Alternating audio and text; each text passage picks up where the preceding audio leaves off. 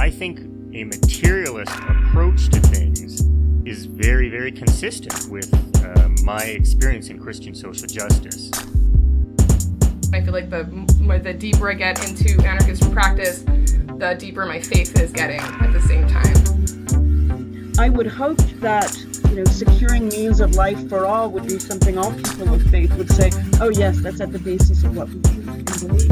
And those who are most marginalized know the most about the true, the good, and the beautiful.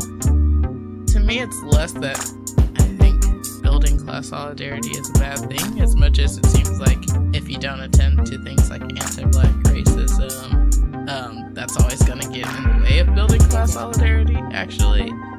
And when you go back, you find that a lot of revolutionary grassroots participatory movements, the precursors to what you could call the barrio assemblies and these grassroots neighborhood organizations, a lot of these were sponsored by the church.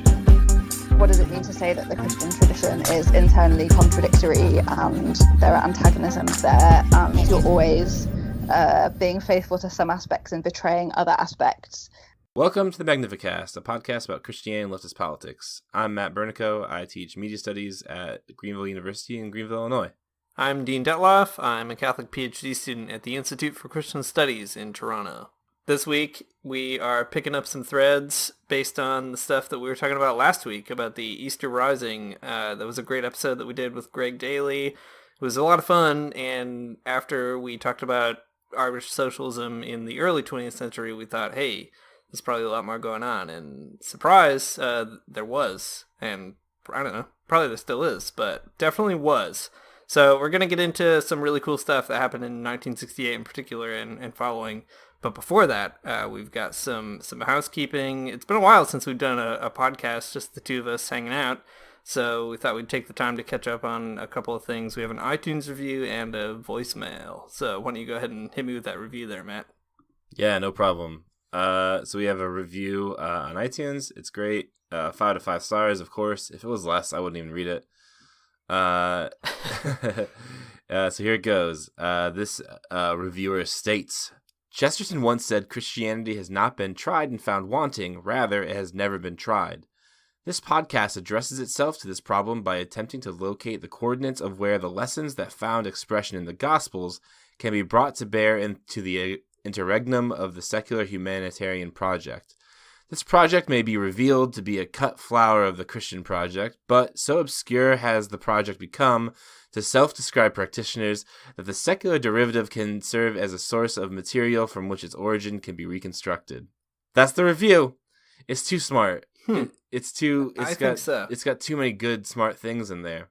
No one said anything about Joel Osteen. No one said anything about communism.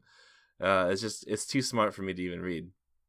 I like the locating bit though, because I feel like it turns us into like spelunkers. Ooh. Just looking through the cave of Christian communism. Yeah, I don't know. It is too smart for me, and I'm sure that whoever wrote that review probably has a very cool paper that follows that thesis statement, and one day I'll read it. Yeah, I do like the sort of the cut flower metaphor. That's nice. It is good. Secular humanitarianism is a cut flower of the Christian project. Oof. I'll have to use that in my daily life somewhere. Like when you bring a nice gift home to your partner. That's right. Say, here's some cut flowers. That's exactly sort of my speed, yes. Cool. Well, thanks for the 5 stars for sure, and for the meditative review. That's a new genre of reviews, I think. Yeah. Something to think about. Cool. For sure. Let's go to this voicemail. Oh, wait, there's a second review. Surprise. Sorry, I didn't see this one the first time around. Okay, one more review. The title of this review is this podcast is very good, 5 to 5 stars. This user writes, as a Catholic who only recently started to discern my way out of liberalism, this podcast has been an invaluable resource. Thank you to Matt and Dean. P.S. More Mario, please. Yeah, good suggestion. Super good suggestion. Also, I agree we should have Amoria back. We're going to have to think about that. Yeah, for sure. I'm in. Sounds good. All right. Well, in the meantime, let's do this voicemail. Hey guys, this is James. Long time listener, first time caller. I don't know how much time I got, so I'm going to try and be quick. Why aren't y'all talking about space communism? It's the only thing that matters. I agree. We should do space communism. I don't know why we're not talking about it. I also agree. Yeah, it makes no sense. Space communism is a thing. We both do all the stuff on technology, just never get around to it. I think to be honest, I don't think I'm a person who would go to space. Yeah, I think that's why I haven't done it. I feel good about being on the ground. I do too. I feel like maybe my space grandkids could be space communists, but for me, I'm just going to be a regular old Earth communist. There's no pizza in space. That's a problem. That's true. Richard Branson and Elon Musk and all the rest of those entrepreneurs haven't figured out that problem yet. Yeah, if they're really so smart, they would just instead of sending a Tesla into space, they'd send a Pizza Hut. Yeah, with a little camera, just to make sure no aliens got at it. That's right. Yep, I don't know. Space communism, it's a thing. There's a lot of fun, hilarious science fiction about Catholic priests in space, so who knows? Maybe one day they'll be boldly going, but they'll be going without me, and that's why we haven't talked about it on this podcast. It's too spooky. Well, speaking of really spooky stuff, I'm going to tell you this the scariest story I can think of. And it is called the police riot of the 1968 Democratic National Convention in Chicago. Yeah, very on brand transition. So why don't you tell me this? Regale me with this spooky tale. Yeah, so I don't know how if our listeners are familiar with this event in 1968, the Democratic National Convention in Chicago, but there was a giant riot, a 10,000 person riot. I mean, riot's probably not quite the right term. It's definitely lots of civil unrest and probably some uncivil unrest too. Lots of good unrest.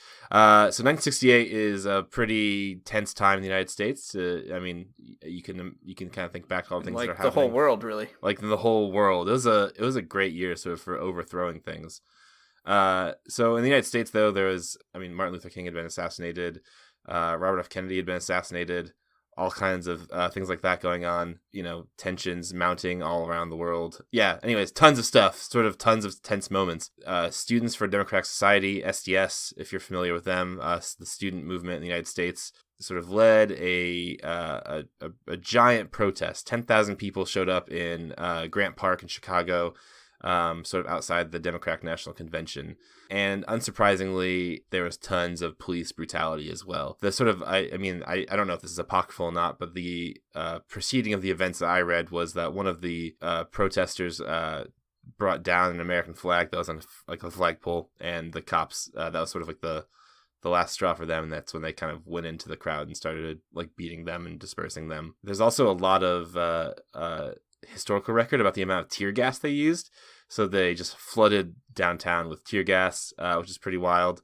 And then maybe the most notable part of this whole unrest situation is it's out of this movement, out of this event, is when we get the great protest chant, "The whole world is watching." Didn't know. That's where it came from. So all of these kinds of things are going on.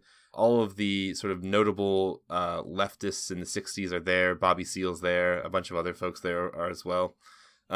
So yeah, pretty spooky. Tons of real spooky. I know. Tons of cops beating up protesters is like a horror film. That's the worst. For real. But just like a horror film, it's kind of what you'd expect as well. So right after the thing in Chicago happened, some other kind of like events happened that were pretty interesting. That'll kind of lead us into the conversation we're about to have. So after the protest was put down, like a month later in September, the Chicago police force showed up in Ireland, or at least a handful of Irish cops from Chicago showed up in Ireland. They were taking some kind of trip there. And what is kind of crazy is that the whole world actually was watching. And in Ireland, there were some Christian leftists who were definitely watching what was going on in Chicago. And these Christian leftists in Ireland staged a fast in protest. This is some really good Christian leftism in form, using that religious language and practice to do something kind of subversive. Always like that. So they did. The Irish Times reports that Grille, which is like a leftist Christian magazine led by a guy named John Feeney would be staging a fast to protest the police violence that had occurred just a month earlier in Chicago. So Feeney notes that these people, which by which he means like the police, are not noted for any great concern on Christian issues in the USA, such as Vietnam or race relations. So this group led by John Feeney and kind of headed up, symbolized in this magazine called Grille, staged this staged a fast to sort of oppose the presence of these Irish cops in Ireland, which is kind of interesting.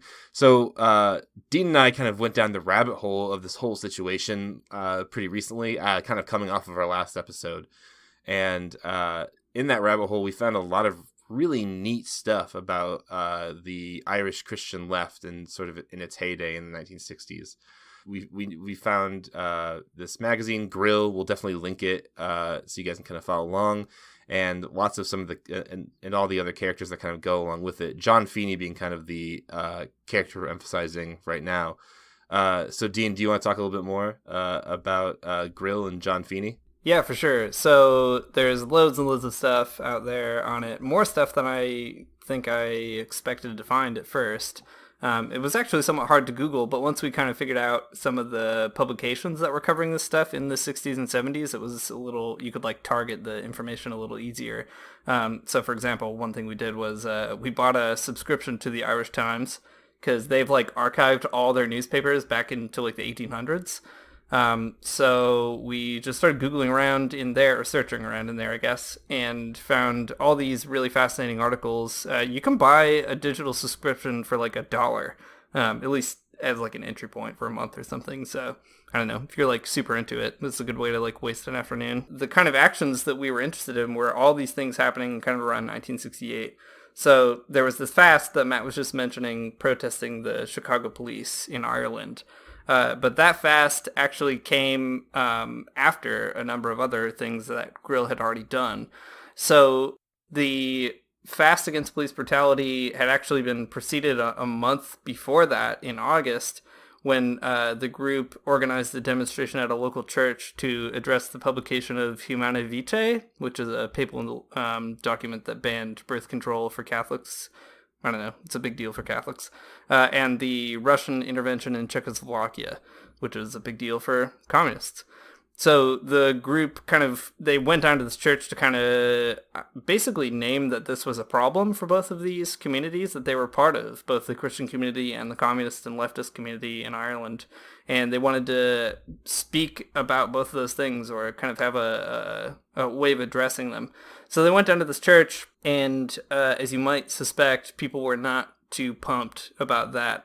And in the church, the group was actually assaulted by a bunch of parishioners there who called them foreigners and communists. And the protest itself, or the demonstration, or whatever you want to call it, was publicized already in the news. Like, people knew that they were going to be there. So at the demonstration, John Byrne, who was one of the activists, was like punched in the mouth while he was singing a hymn, and women had their headscarves torn off, and yeah, so it was like a pretty brutal scene. But what's really fascinating about it is that these Christians went to this church in particular because they said, if you're a Christian, you don't believe in private property, and churches belong to all Christians, so naturally, if we've got something to say, that should be a place where we're allowed to say it. And of course, it isn't, and that's part of also strategically why they kind of staged it there, or at least that's what made it somewhat effective. So in response to that event, Grille actually published a whole issue of their magazine, sort of explaining their positions, and the editorial to that magazine kind of ties these things together, both the demonstration at the church and some of the thoughts they had about the Democratic National Convention and the police brutality there. So all those things kind of come to a head in this magazine, reflecting on it, that we found online. Yeah, so obviously this is the kind of thing that makes Dean and I really pumped. So it's really exciting to us that there was this like sort of really active and well-publicized militant Irish left. I think that's really dope and something that we should think about. So on this episode, that's what we're going to do. So one of the most prominent pieces of the Christian left, right, is this magazine that we just mentioned called Grille, and this guy named John Feeney, to mention just one piece of the puzzle there. So in this episode, we're going to get a little bit deeper into what this kind of radical Christianity looked like.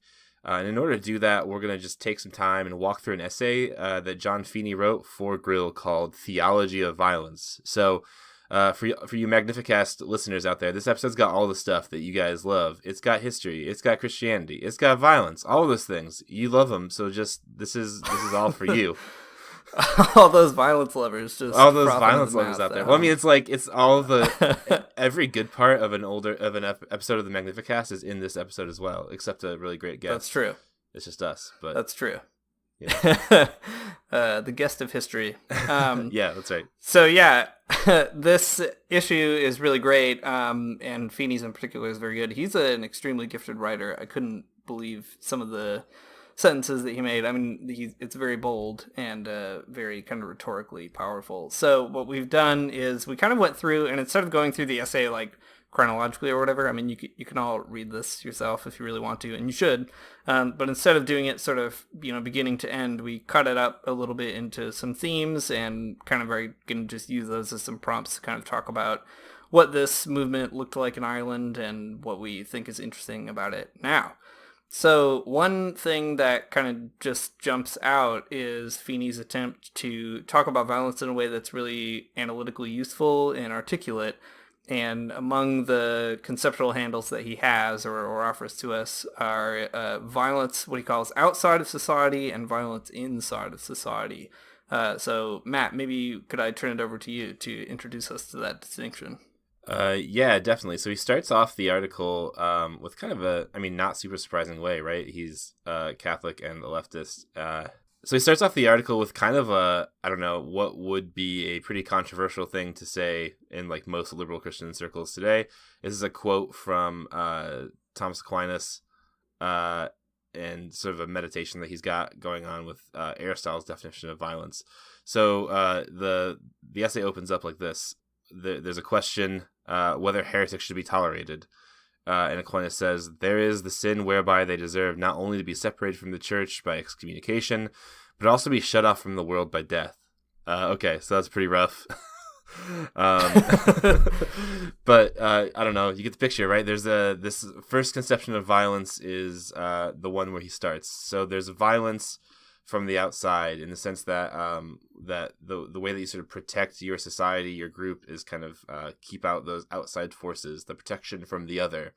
That's a theme that's definitely still with us and a huge part of United States culture.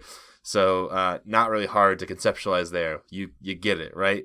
But there's also a second kind of violence that he starts breaking down for us that I think is part of that more useful analytic, and that is violence inside society. So that's the violence of class war, which is that good Marxist stuff that we all love so very much.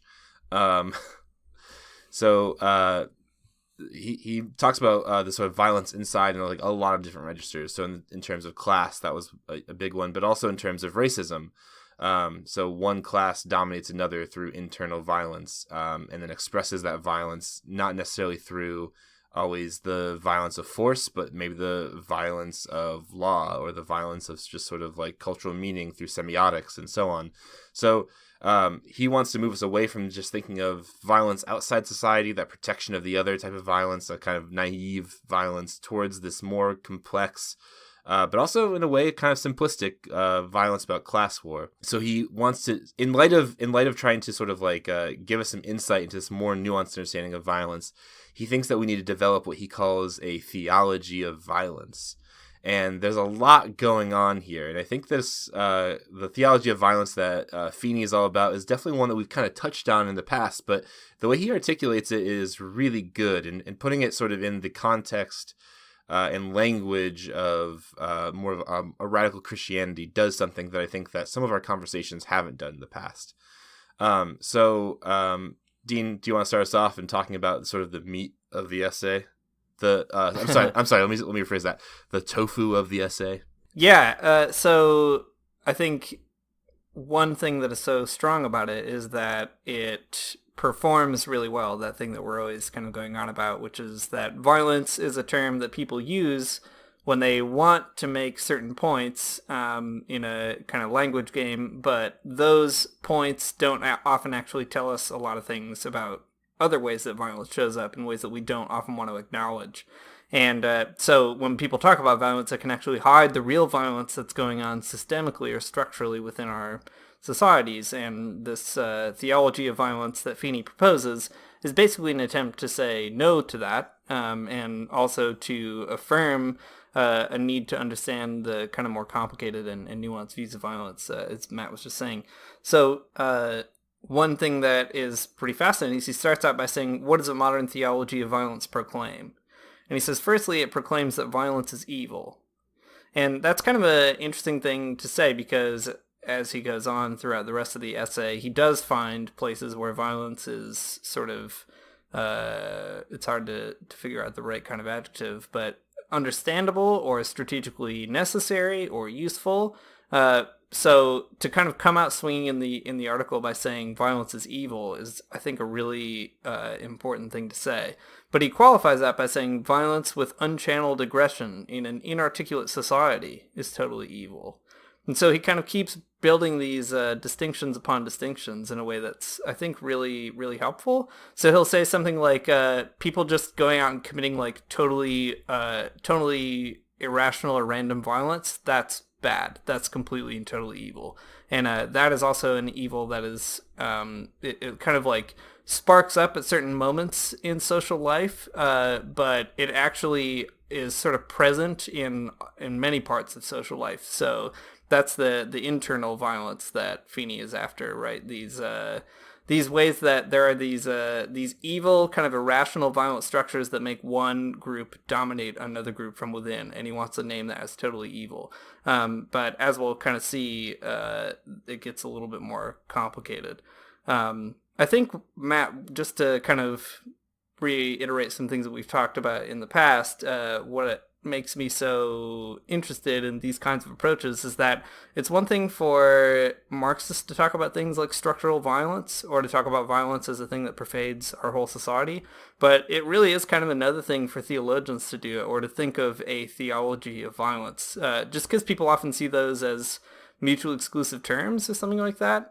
But in fact, Christians have spent a long time thinking about violence, and it's actually relatively recently that people have kind of started to see them as things that shouldn't really go together. So this kind of rigorous attempt to do a theology of violence in 1968, I guess that's the kind of thing that really pulls this article in for me. Yeah, I agree. Anytime a Christian starts thinking about theology and violence in a more nuanced way than just like the sort of pacifism versus all-out insurrection or something, sort of dichotomy seems good to me.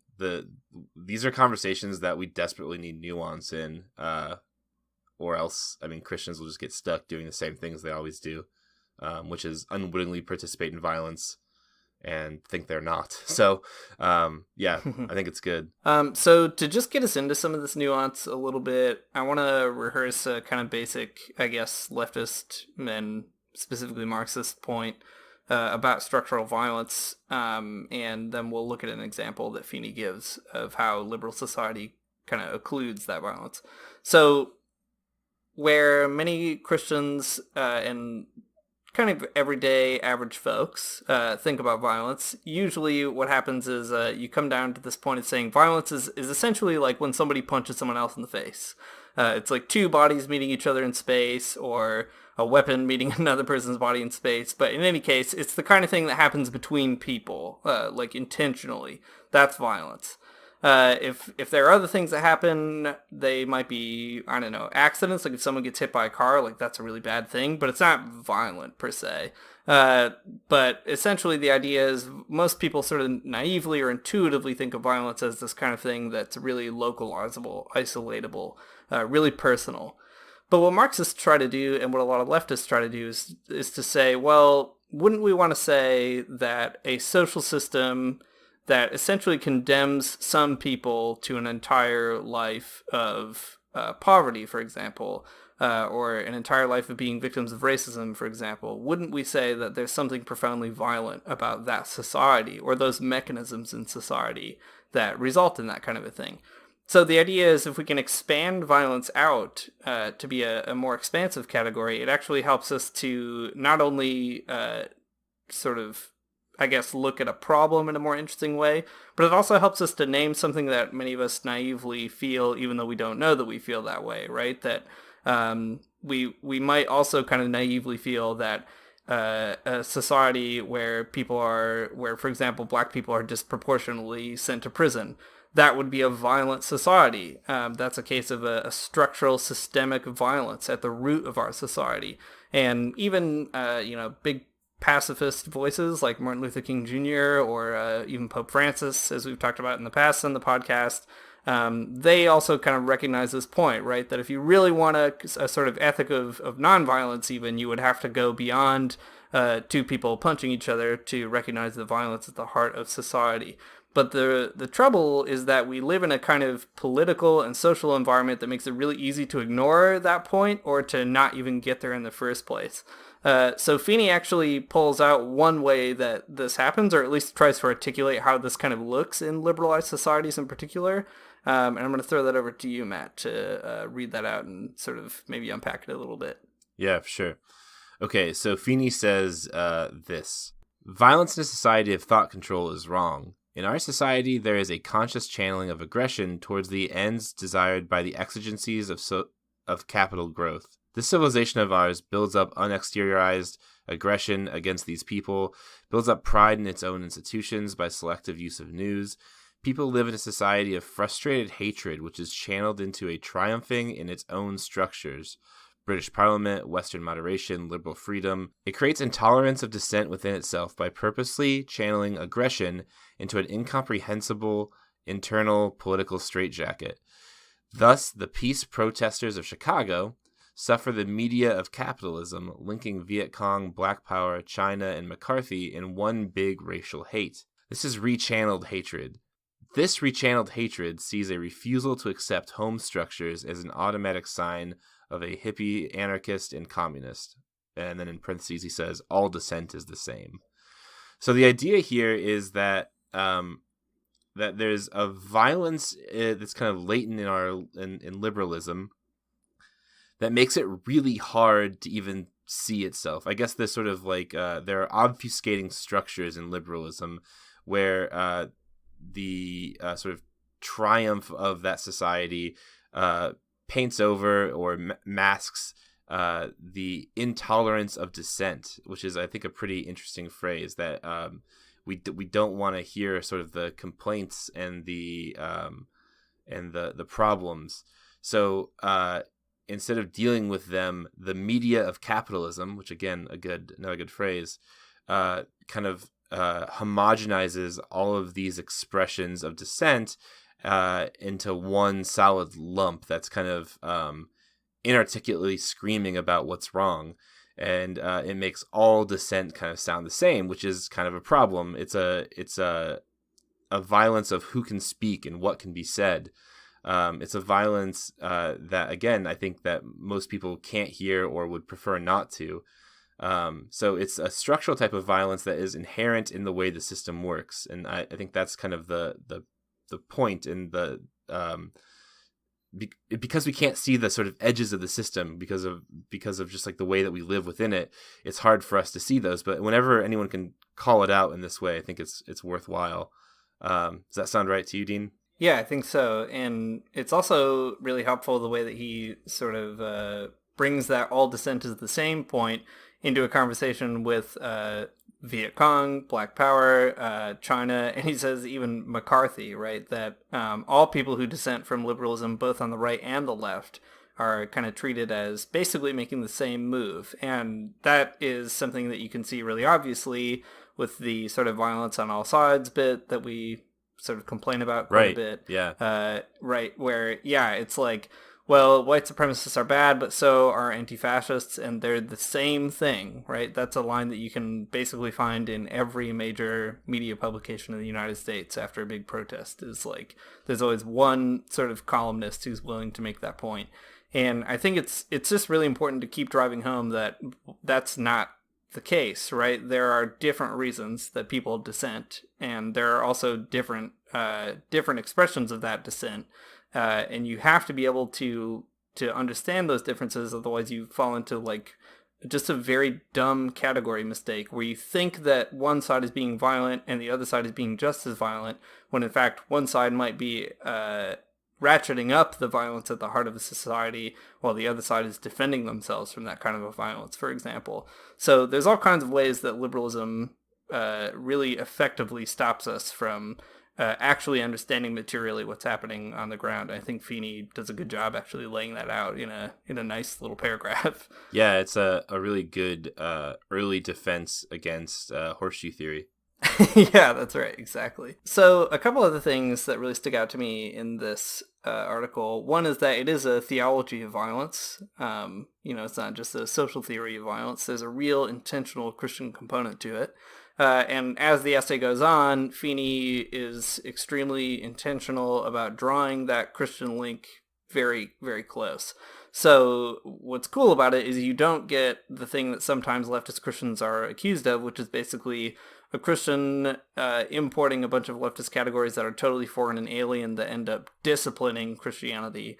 Instead, Feeney is saying, well, precisely because of my Christianity, I feel these kinds of ways and I use these kinds of languages because they help me to say something. And I think that's really good because right off the bat, he heads off a habit that I find really troubling in especially sort of Catholic circles that I am aware of and sometimes sort of masochistically follow. And that's this traditionalist look to the past, right? So there's more than one way to oppose capitalism. There are many ways to oppose capitalism, and not all of them are good.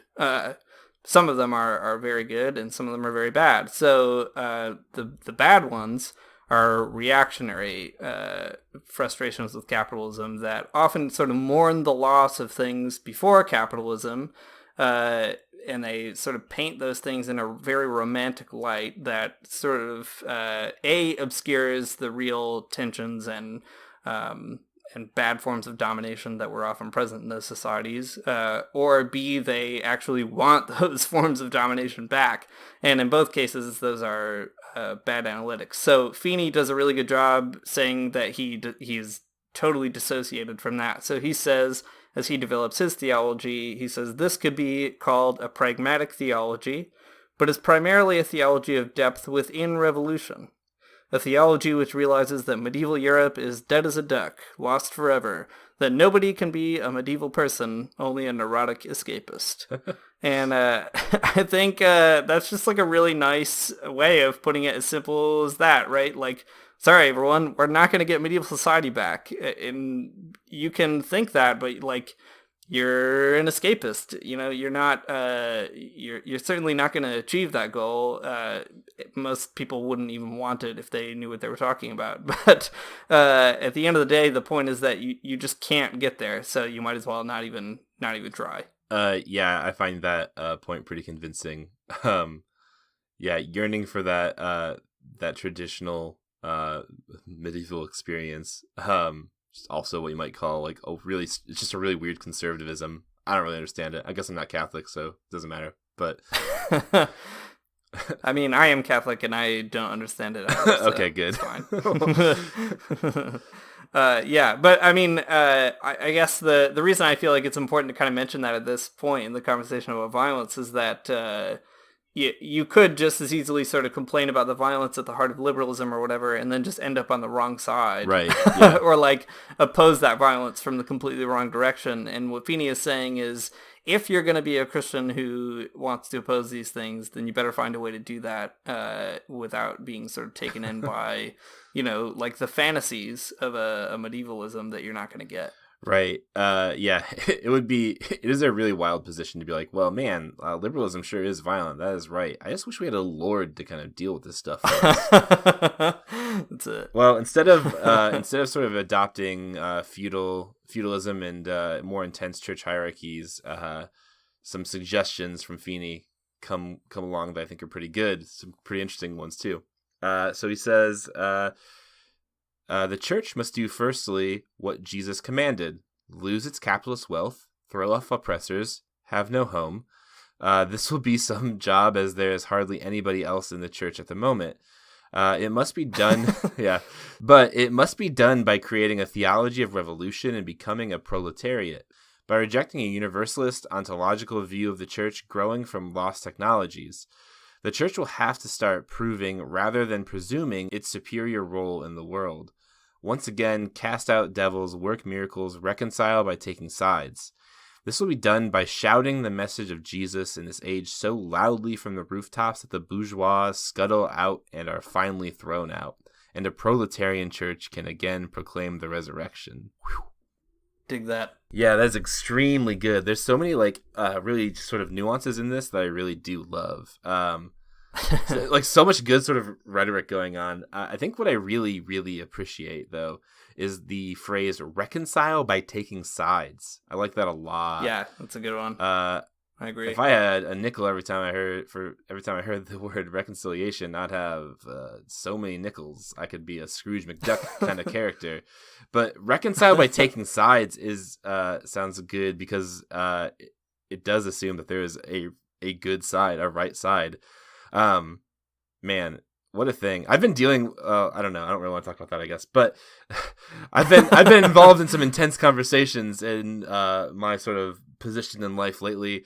And I think the thing I hate most about those intense conversations is that, being a polite person in the Midwest, I have to pretend like the person who is arguing with me is not completely wrong in every single way. It's a really hard thing to do. It makes reconciliation really difficult that I have to pretend like this person has someone's best intentions in mind when they don't. So that idea of taking sides to reconcile resonates with me a lot. And also making the bourgeois scuttle out is good. I like that. Like they're little crabs getting away. That's right.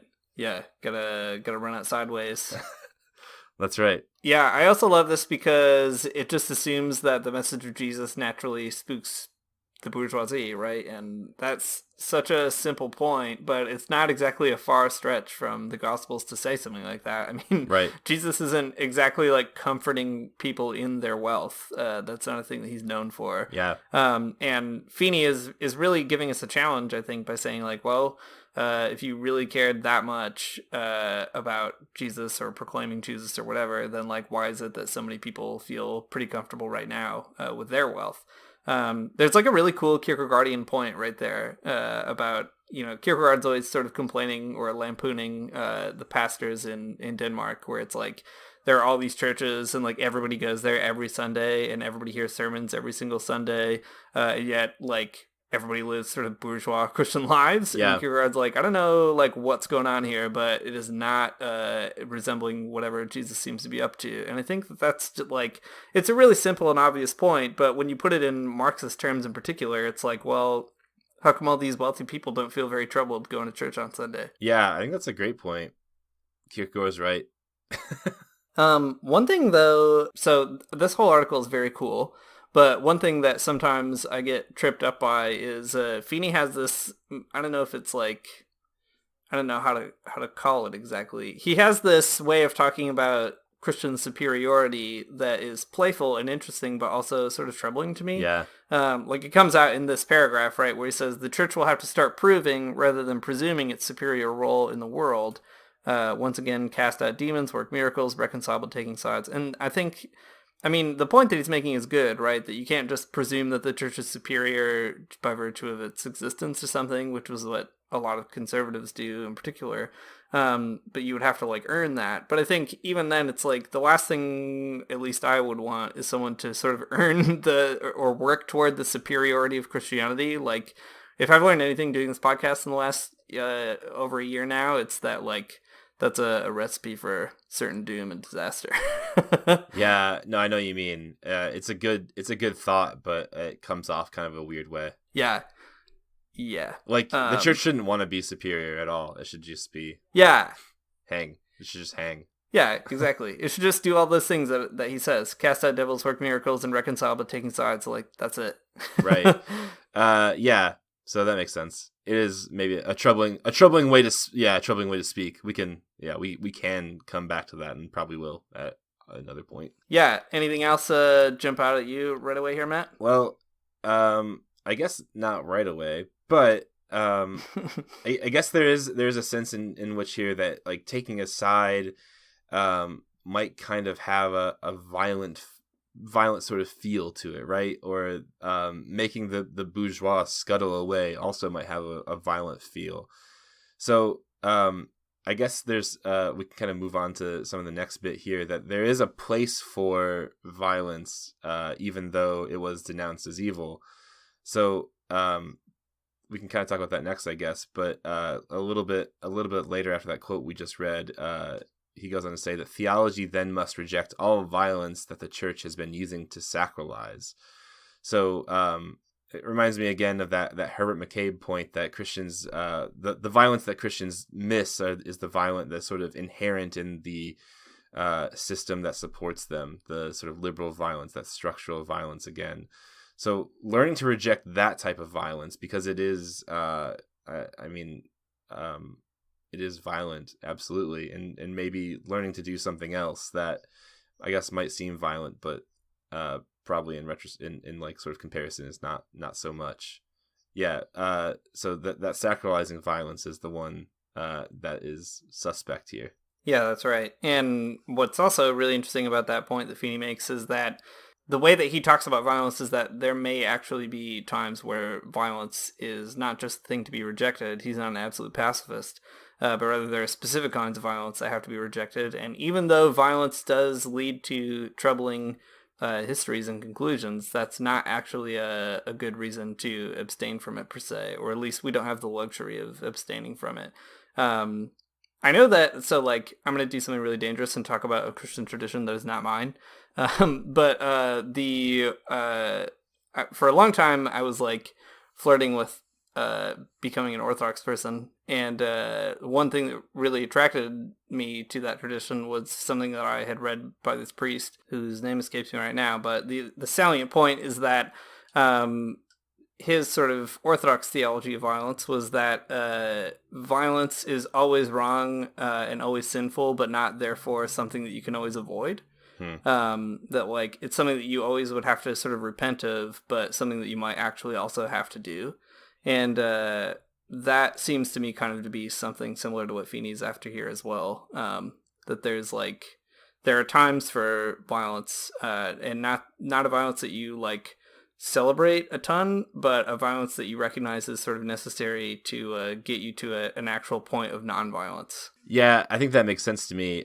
Skipping even a little bit ahead in our notes, there's a great quote that he says a little bit later on that says that the church then should not only be working class, but also be torn between violence and nonviolence. Again, that rhetoric of being torn, I think, works particularly well for this conversation. That right, like violence isn't something to be really pleased with, but to struggle with, to work through, to like agonize over the right way to do it. And I think that is a pretty, again, simple, it's straightforward kind of approach, but I mean, when you actually put that into practice, it will end up being complex and hard. So I like that it's not sort of categorically accepting one position or the other, but saying that you have to be torn between the two. Yeah, that's right. So in terms of revolutionary violence, he talks about this quite a bit. At one point, I think he's talking about Cuba. He talks about how they had to be violent in order to sort of come to realize this situation of nonviolence that they hoped for within their society. To eliminate that inside violence of class struggle, they had to be violent in order to overthrow a bad Cuban dictator, right? So there's something really interesting at play there, that the goal is to actually produce a nonviolent society, but we don't have the luxury of necessarily being able to rest on that alone. And I think the fact that he's able to affirm revolutionary projects like Cuba and others is really kind of unique and helpful. He specifically names Cuba, he specifically names Mao, and this is in 68, which is historically important, especially for the Mao stuff. But he affirms all kinds of real, armed struggles around the world. And of course, he's Irish, and there's an armed struggle happening there as well. And he says at one point, he talks about this kind of dialectic between hope and despair or challenge in revolutions. And so he says, hope means that one must integrate the possibility of failure, that a revolution can bring about domination. In other words, that a new society exists provisionally in faith, outside the control of people who seek it, except in internalized belief and experience. And then he says, thus the church must follow the injunctions of Christ to join the proletariat to call for a new world. And I think that kind of stepping out in the risk of failure is actually a really strong and impressive point, that his particular theology of violence is one that is attuned to all these complexities, and even to the complexity of maybe it not ending the way that you sort of hoped that it might, or something like that. Yeah, I think so. This is one of those really challenging ideas, I think, that leftists don't deal with very well, that sometimes revolutions fail, or sometimes they don't materialize at all, and that's a bummer, but we don't really think about how that works out. The sort of straightforward, I guess you could say, vulgar Marxist understanding of revolution is, sort of dialectical. When workers get fed up enough and they don't have anything else to lose, they sort of revolt. But I think something else is, I don't dare even question the sort of immortal science of historical materialism. But at the same time, there is sort of a struggle and tension to kind of come to grips with what that actually means. So I think meaning something really similar to what's going on here in this article, Richard Gilman-Opolsky kind of famously quotes and says in some of his work that revolutions and uprisings either happen or they don't. And that's kind of a frustrating thing, right? This why is it that Ferguson erupts after the shooting of Mike Brown and not after the shooting of all the other black teenagers before him? And it's kind of something going on there in the sense that failure is sort of always there. The revolution, the uprising, the riot could just not materialize, or it could just fall apart altogether. But at the same time, there's this idea that there is, I guess, hope that it will. Mm-hmm. That even though you don't know what's going to happen for sure, there's the faith outside the control of people who seek it. And that you still just have to kind of step in. I like the very end too. He says, thus the church must follow the injunctions of Christ to join the proletariat to call for a new world, even though you don't know if it will really succeed in that sort of material moment. Yeah, there's that real eschatological kind of component to it. Speaking also of, I guess, something that the left doesn't do very well, I think one is actually talking about violence in a way that recognizes that violence is not a thing that people should like. Yeah. Sometimes I see leftists talk on the internet, especially about violence, in a way that just really freaks me out. I can understand being so frustrated that, you understand that violence is sometimes necessary, and I can totally understand also saying that strategically, if you're a person committed to violence, then you should probably find out a way that you can live with yourself doing that, right? So it's not that you have to self-flagellate or something over a commitment to violence, but I don't know, people just calling for rivers to flow red with the blood of capitalists is not a rhetoric that I think is extremely healthy for for day-to-day life, really, let alone a revolutionary movement per se. Yeah, no, I agree. Yeah, I don't know. And maybe that's something too that this attempt by Feeney to both affirm that violence is evil, but also affirm that violence is the thing that you should be sort of torn between. I think he's like trying to deal with that problem a little bit. Yeah, I think so. Well, he goes on to say some other kind of interesting things about violence that, even pile on this sort of complexity a little bit more. So he goes on to say, also, the church cannot, by its clear unity with the proletariat, indulge in its present frivolities. It cannot distinguish between throwing stones and sacking priests, between responsible protests and priest petitions. It will see violence in the context in which it is seen in the New Testament, simplicity and complexity. The wheat shall be separated from the chaff, sheep from the goats. You are either with me or against me. He who does not sow scatters. Violence is not just riots, but the Pharisees, whitened sepulchres, shiny chalices harboring corruption within the so-called non-violent religious system. The church could not talk of social reform with provisos either one is the downtrodden or against. To talk of means is to equivocate in a world that is against such intellectual idealisms. It is nice to ask Colombian landowners to be nice, difficult to do something about it. Out of this conversation of violence and sort of like the tension that we should feel between it and sort of very much not like, super all on board about it, there is a sense where he says that we should understand violence the way that the New Testament understands violence, in the sort of exclusionary wheat from the chaff, sheep from the goats kind of way. So Dean, what can we make of all of this, do you think? There are two sort of bits in that paragraph that you read that really stick out to me. The first is where he says violence is not just riots, but all these things that he says are summarized in the so-called non-violent religious system. Yeah. I think that's such a strong point, right? And it goes to all the stuff we were just saying about structural violence, but I think the fact that people assume these things are non-violent is also a very good thing to kind of affirm. People think that like living in a liberal society and like, going to the polls and voting for your representatives and all that stuff, those are like innocent, non-violent things. But they all come to us from a deep history of violence. Right. They're founded on violence. They maintain violence. And as long as we're still voting for like Democrats and Republicans in the United States, or for the few major parties in Canada, for example, we're still going to be voting for violent policies. As long as we keep voting for capitalists, we'll be voting for violence. So I think that's a really strong point. And the second one is just that last nice rhetorical turn of phrase where he says, it's nice to ask Colombian landowners to be nice, difficult to do something about it. And that's it's a good tongue-in-cheek kind of thing, but it really actually says something profound. Most people want to ask, whatever, like pick your rich donating philanthropist. They want to ask those people to be nice, right?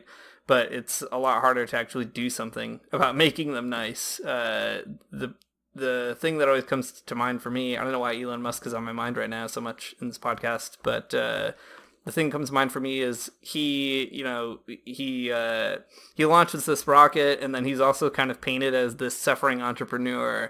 He doesn't make a lot of money, I guess, off of his Teslas. I don't know. He has a lot more money than me, so I find that hard to believe. He's sleeping on the floor of his factory. Yeah, sleeping on the floor of his factory. But meanwhile, there are loads of articles about people who are collapsing on the floors of his factory because they're overexhausted. It's nice to ask Elon Musk to be nice, I guess, but it's a lot harder to do something about it. If sleeping on the floor of your factories doesn't actually make you sympathetic to the people whose labor you bought, then I don't really know what will. Yeah, I think that's right. Elon Musk. If you would just send Pizza Hut into space, we could just really get overlook somewhere. all this violence. Yeah. To me, the point that we've made in the past and that we make again and again is this point about, violence is not just the riots, but the Pharisees, whitened sepulchres, shiny chalices, etc. I like this so much because, I guess if you really think about that and take it to heart and, go to church and kind of see it all, you kind of realize just how much, you're kind of in the thick of it. And that, even just, something as simple as, participating in church or going to mass or whatever is a way to even kind of perpetuate it. That, that tithing is great. Maybe you're like giving, like your church is giving some great like sort of missionary fund, but at the same time, it's not fundamentally questioning the main source of violence in our culture. So, especially if you're giving to a missionary fund. Yeah, especially then, right?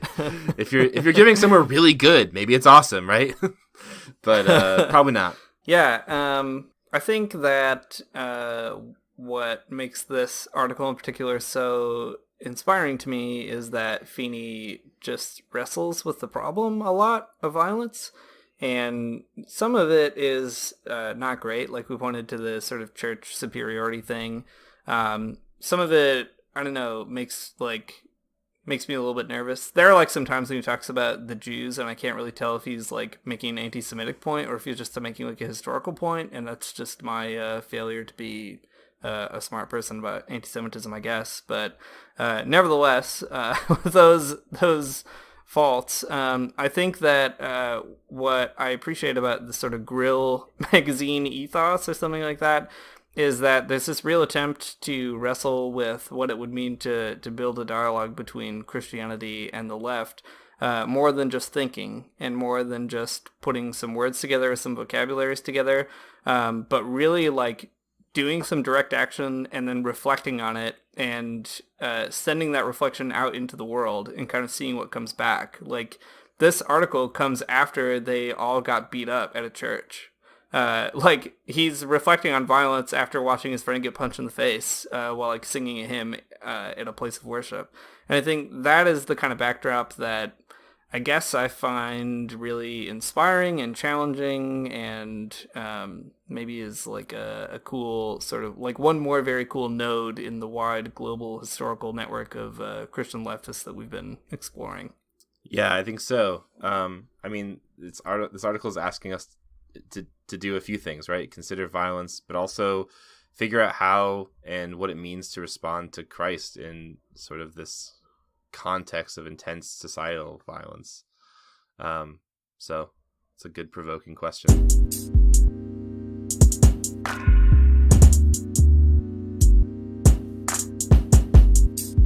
Thanks for listening to the Magnificast. You can find us all over the internet. We're on Twitter at the Magnificast. We are on Facebook at the Magnificast. We also have a Facebook group called the Magnificast Basement, and you can share articles and questions and comments and whatever you're thinking with other folks there who maybe can help you think some things through, and maybe you can help us think some things through. Also, if you like what you heard, you can donate to us and support us on Patreon at patreon.com/the Magnificast. And yeah, we've been getting all kinds of really, really amazing support in the last several months, and just super excited about that, and excited to hear a lot more about other Christian leftists as well. So if you know what's up, send it our way. Looking forward to hearing what's going on at the Friendly Fire Collective coming up soon. So yeah, I don't know. Keep us posted. All right. See you next week.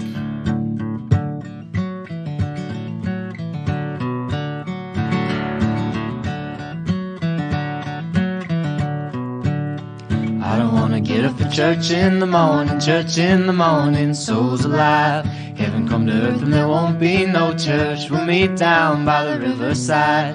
There we'll swim with all creation. Never get tired, never bored. Don't worry, someday there'll be no dam between us and our Lord.